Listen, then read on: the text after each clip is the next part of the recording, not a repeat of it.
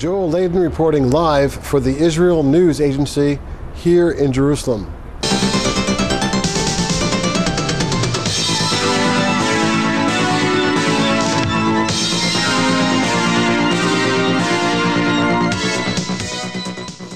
Joel Leyden speaking live with Mr. Arye Mekel, the spokesperson for the Israel Ministry of Foreign Affairs.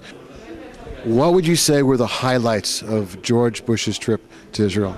Well, you may have to ask the Americans, but I think certainly when we saw him this morning at Yad Vashem, I think we could see that his eyes were moist, and I'm sure that when he stood there at the Hall of Remembrance and when he laid a wreath, I'm pretty sure that at that very moment he felt the burden upon his shoulders to make sure that, God forbid, there's never another such event. And I think this is the time that was probably very meaningful to the president. I'm sure it was, to stand there and know and see how we commemorate the 6 million and understand that the true answer, if there could be one, to the Holocaust is the emergence of the Jewish homeland. And I think this made it even clearer probably to the president and the delegation what it is when we say a Jewish state, which is a term that we were very gratified to hear from the president himself when he arrived at the Ben Gurion airport a couple of days ago.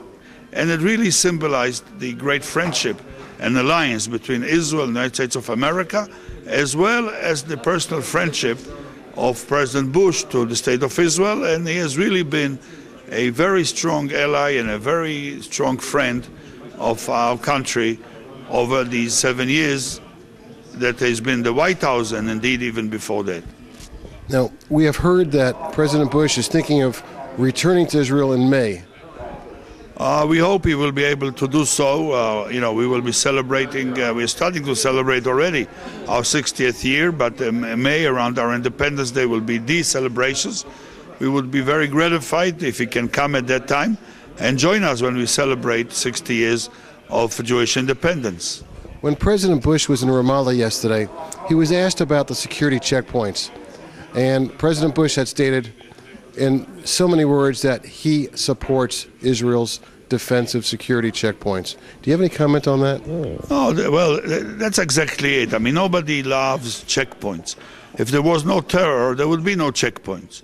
As you know, this is simply a result of the Palestinian terror, of the fact that to this very day, they have not been ready or willing to get their act together and put an end to this terror, which hurts us, but also them, because it stops, the possibility of making progress for so many years.